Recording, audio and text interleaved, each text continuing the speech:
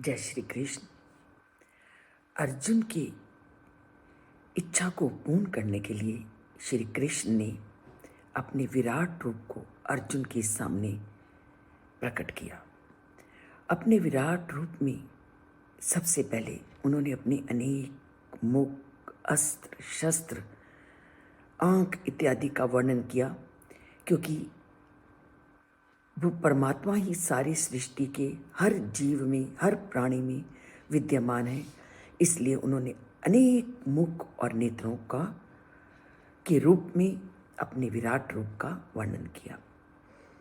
और आज वो बताते हैं संजय कि उस विराट रूप में अनेक आँखों, अनेक मुंहों के साथ साथ उन्होंने अपने शरीर को किस वस्त्रों से, किस गंध से, किन मालाओं से अलंकृत किया हुआ है, उसको हम जानते हैं।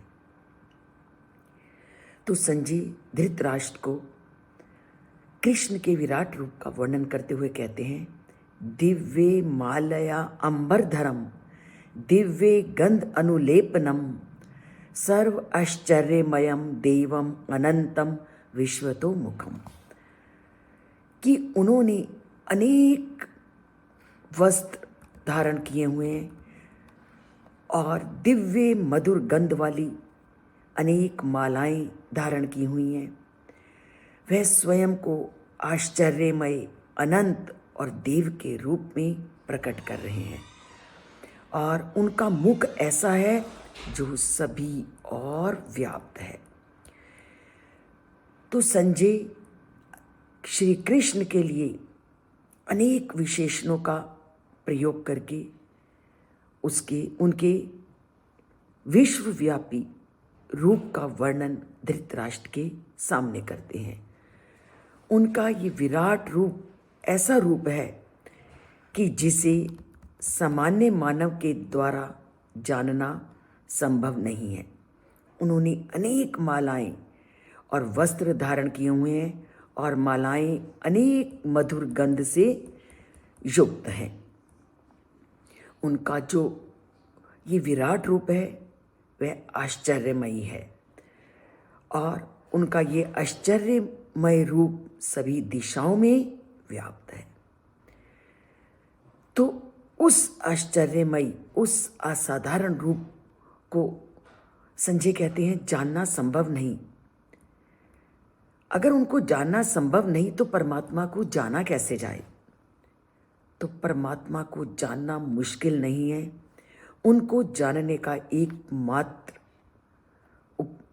उपाय क्या है? उनके प्रति भक्ति, और भक्ति भी निष्कपट भक्ति, प्रेममयी भक्ति, आत्मसमर्पण की भक्ति।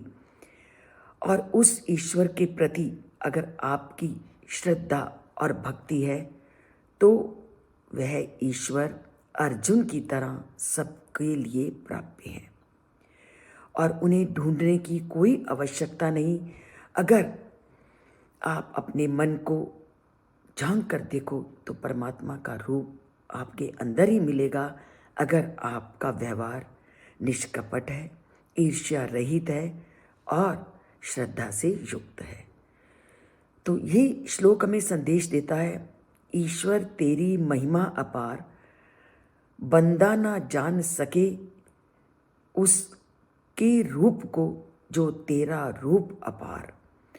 हे ईश्वर, ऐसी शक्ति हमें देना कि जिससे हम तेरे उस अपार रूप को जान सके और अपने अंदर फैले इस कपट युक्त व्यवहार को त्याग कर निष्कपट और भक्ति और प्रेम का संचार कर सके, क्योंकि भक्ति, प्रेम और श्रद्धा में ही उस परम पिता परमात्मा का निवास है।